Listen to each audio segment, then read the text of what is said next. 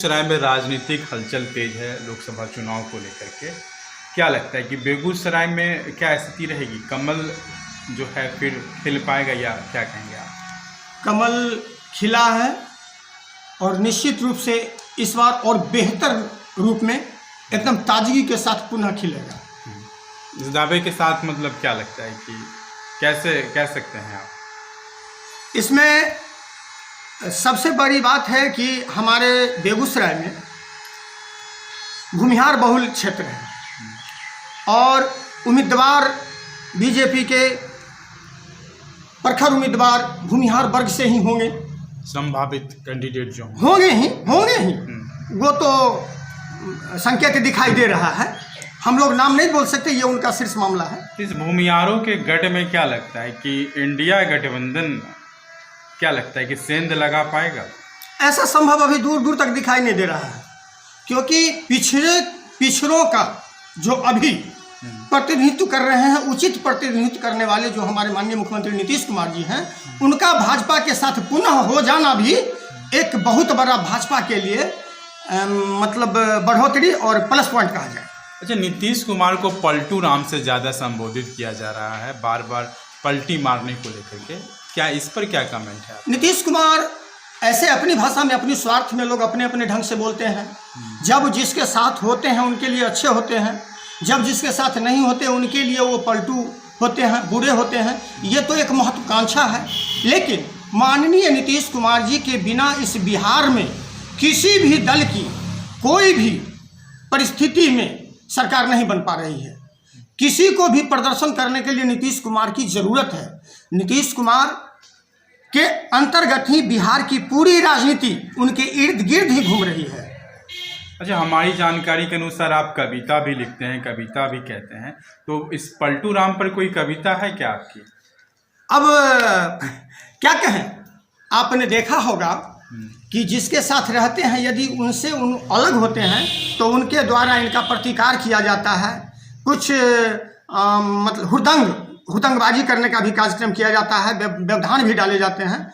तो उस स्थिति में हम तो कहेंगे कि जब ये जिसके साथ रहे, इन्होंने सबको नियंत्रण में रखने का प्रयास किया। शासन प्रशासन से लेकर राजनीतिक करने वालों को, बाहुबलियों को, सबको इन्होंने नियंत्रण में रखने का प्रयास किया है। तो हम यदि अपने लिहाज में कहें तो इनको हम पलटू नहीं कह के इनको तो यही कहेंगे कि जिसके साथ होते हैं यदि वो ज़्यादा उत्साहित हैं तो ये उनकी अकड़ को तोड़ते हैं, उनको कंट्रोल में लाते हैं। इसी पर यदि आप का आदेश हुआ है तो निश्चित रूप से स्वागत कर देता हूँ, हो सकता है अच्छी लगे। बारी बारी से सबकी अकड़ तोड़ रहे हैं, बारी बारी से सबकी अकड़ तोड़ रहे हैं, कभी ले रहे हैं साथ कभी छोड़ रहे हैं। जब जिन्हें छोड़ते हैं वो पलटू कहे मुझे, जब जिन्हें छोड़ते हैं वो पलटू कहे मुझे, उन्हें सब्र नहीं अपना दिल वो तोड़ रहे हैं। बारी बारी से सबकी अकड़ तोड़ रहे हैं, कभी ले रहे हैं साथ कभी छोड़ रहे हैं। और आगे कहेंगे, आनंद लीजिए। हम आशिक हैं और वो हमें सोहर समझते हैं, हम सिर फिरे हैं वो बाहे जिगर समझते हैं। किसी से वादा नहीं मेरी कोई 7 फेरों की, हम तो सिर्फ कर रहे हैं सबके साथ दिल लगी। बात है कहाँ पकड़ने की जो छोड़ रहे हैं, कभी ले रहे हैं साथ कभी छोड़ रहे हैं।